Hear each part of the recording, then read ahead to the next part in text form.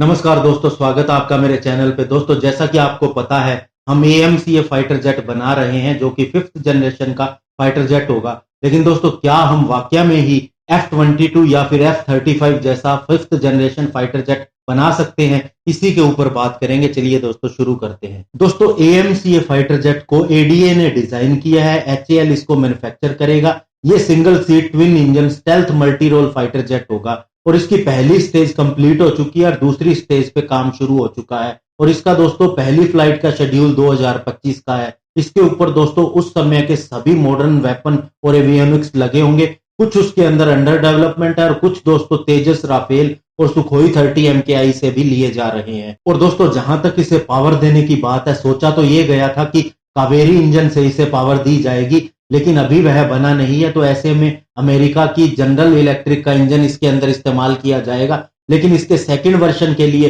हो सकता है कावेरी इंजन अवेलेबल हो जाए। इसके अलावा दोस्तों इसके अंदर सेंसर्स, रडार और मिसाइल की technology Israel, India, Russia, France की मिलीजुली होगी। और दोस्तों, इस फाइटर एयरक्राफ्ट से हमारी जो बड़ी रिक्वायरमेंट होगी वो ये होगी कि ये हाईली स्टेल्थ हो, इसके अंदर हाईली इंटरनल और एक्सटर्नल वेपन पेलोड ले जाए जा सके, इसकी फ्यूल कैपेसिटी बहुत अच्छी हो। इसके अलावा दोस्तों ये एयर टू एयर और इसके अलावा एयर टू ग्राउंड दोनों रोल के अंदर स्विंग कर सकता हो। और इसके अलावा दोस्तों ये हाईली सुपर क्रूज हो। दोस्तों, इनिशियली इसका डिजाइन टेललेस डेल्टा विंग के साथ में था, जिसके अंदर डबल इंजन थे।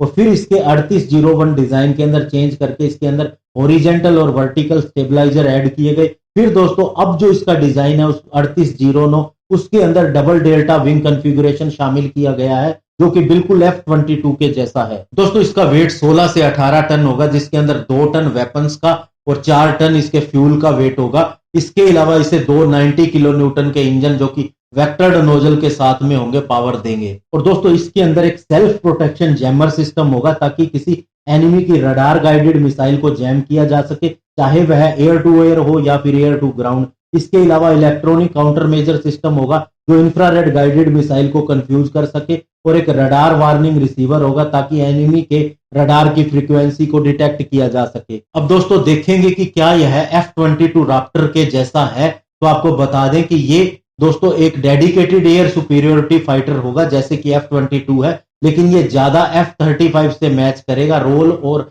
पर्पज के हिसाब से, क्योंकि ये मल्टी रोल है। और दोस्तों इसका वेट भी मीडियम है, जबकि F-22 हैवी वेट है। और F-22 की टेक्नोलॉजी बड़ी ही सीक्रेट है और यूएस इसे किसी के साथ भी शेयर नहीं करता, इवन नेटो एलाइज के साथ भी शेयर नहीं करता। हालांकि दोस्तों ये इंडिया का इनिशियल प्लेटफॉर्म है 5th जनरेशन फाइटर जेट के लिए, इसलिए माना जा रहा है कि ये F-22 के जैसा तो बिल्कुल नहीं होगा, लेकिन F-35 से इसकी फिर भी कुछ एक समानताएं हो सकती हैं। लेकिन दोस्तों बड़ी बात यह है कि इसके अंदर टेक्नोलॉजी जो होगी वो दोनों तरह की होगी, चाहे वो वेस्टर्न हो या रशियन हो। वेस्ट के अंदर दोस्तों स्टेल्थ और सुपर क्रूज की ज्यादा बात की जाती है, जबकि रशियन टेक्नोलॉजी के अंदर सुपर मिनोवरेबिलिटी की बात की जाती है। और इसके अंदर ये दोनों तरह की टेक्नोलॉजीज का मिक्सअप होगा। दोस्तों जैसे कि आप तेजस की बात करें, ये मिक्स है 4 और 4.5 जनरेशन के फाइटर जेट का, और एक स्मॉल प्लेटफॉर्म के अंदर दोस्तों बहुत से देशों के फाइटर जेट का कॉम्बिनेशन बनाया है, क्योंकि इंडियन एयरफोर्स को एक्सपीरियंस है कई तरह के फाइटर जेट को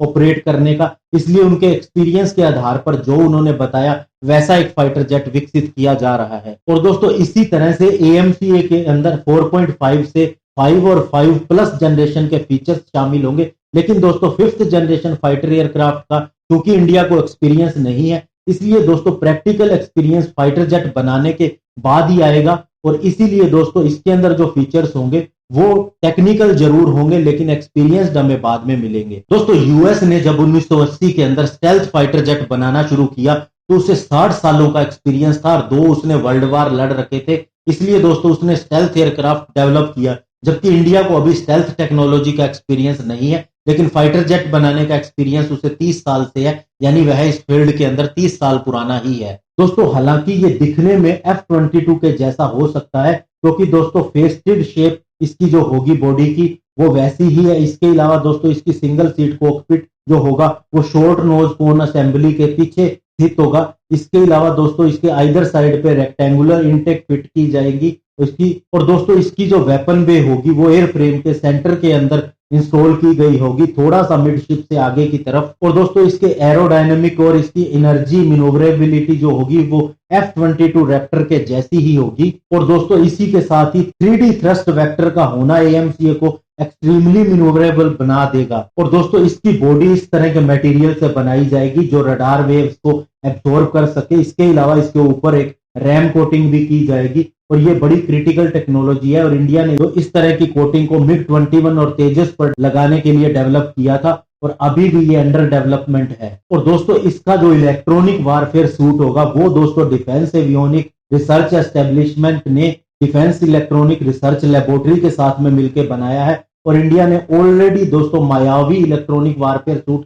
तेजस के लिए डेवलप कर लिया है और इन दोनों को मिलाने की जरूरत होगी। और दोस्तों अगर फ्यूचर के वारफेयर की बात की जाए तो वह नेटवर्क सेंट्रिक होगा और इंडिया भी इसी तरह के नेटवर्क सेंट्रिक आर्म फोर्सेस को बनाने की कोशिश कर रहा है और AMCA दोस्तों इसी तरह की कैपेबिलिटी से लैस होगा। इंडिया ने 2010 के अंदर अपने एयरफोर्स नेटवर्क को इंस्टॉल किया था और AMCA दोस्तों स्टार्टिंग में F-35 या F-22 जैसा नहीं होगा, उनसे थोड़ा कम हो सकता है, लेकिन दोस्तों ये फ्यूचर सिनेरियो के लिए रेडी होगा और इसके अगले वर्जन के अंदर सारी वो खासियत हो सकेंगी जो हमें एक्चुअल में चाहिए होंगी F-22 और F-35 के इक्विवेलेंट होने के लिए। और दोस्तों चूंकि ये पहला एक्सपीरियंस है तो ये देखना पड़ेगा कि ये किस तरह का निकलता है। बाकी दोस्तों आपको बता दें कि दुनिया में सबसे ज्यादा तरह के एयरक्राफ्ट इस्तेमाल करने का अगर किसी को एक्सपीरियंस है तो वो इंडियन एयरफोर्स को है। इसमें US रशिया सभी हमारे से पीछे है, इवन चाइना भी पीछे है। तो दोस्तों सेकंड सबसे ज्यादा अगर एयरक्राफ्ट हमने चलाए हैं तो इसका मतलब उनमें क्या कमी है और किस तरह की उनके अंदर खासियत होती है वो हमारे पायलट्स को ध्यान है। इसीलिए इंडियन एयरफोर्स की रिकमेंडेशन पे ही ये सारा काम किया जा रहा है। और जब दोस्तों FGFA से हम पीछे हटे थे तो इंडियन एयरफोर्स का ही ये डिसीजन था कि हम किसी भी सामान्य फाइटर जेट के साथ नहीं जा सकते अगर हमारी रिक्वायरमेंट पूरी नहीं होती। तो ऐसे में दोस्तों AMCA जब भी आएगा ये बहुत ही ज्यादा अपग्रेडेड फाइटर जेट होगा। धन्यवाद, जय हिंद।